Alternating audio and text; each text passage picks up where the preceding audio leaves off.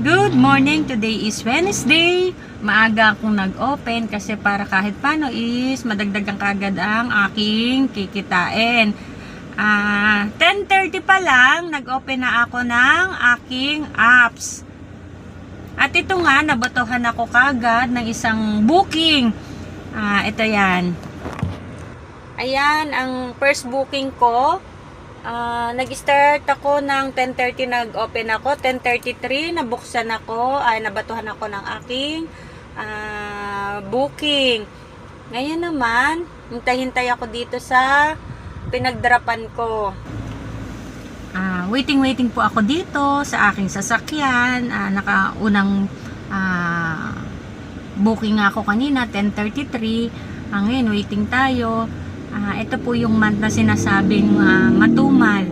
Marami na rin po sa ating driver na medyo umaaray kasi nga is medyo tumal talaga. Ito kasi yung buwan na mahina ang biyahe. Dahil kasi nung December nga yung mga tao is puro gastos. Ngayon is nagtitipid-tipid.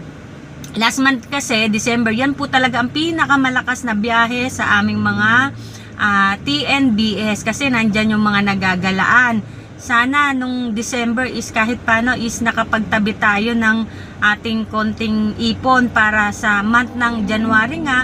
Ito nga yung sinasabing matumal kasi ipon-ipon talaga yung mga yung mga pasahero natin.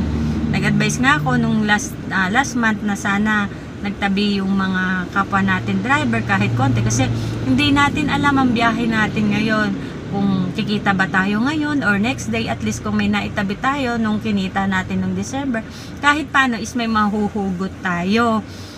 Sigurado naman February na sigurado ang biyahe natin medyo malakas. February 14 yan kasi Valentine's Day, araw ng galaan, araw ng date. Yan yung mga medyo malakas.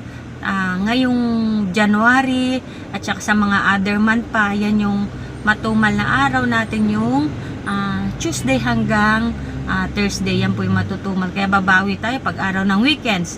Katulad po ng Friday, Saturday, Sunday, tsaka Monday. Yan yung medyo malakas-lakas na biyahe sa atin. Kaya ngayon, tsaga-tsaga lang talaga tayo sa ating mga biyahe. Kailangan mahaba ang oras, mahaba ang pasensya natin sa paghihintay ng ating booking. Yun lang, ride safe po tayo lagi. At ako'y waiting ng booking dito sa aking sasakyan.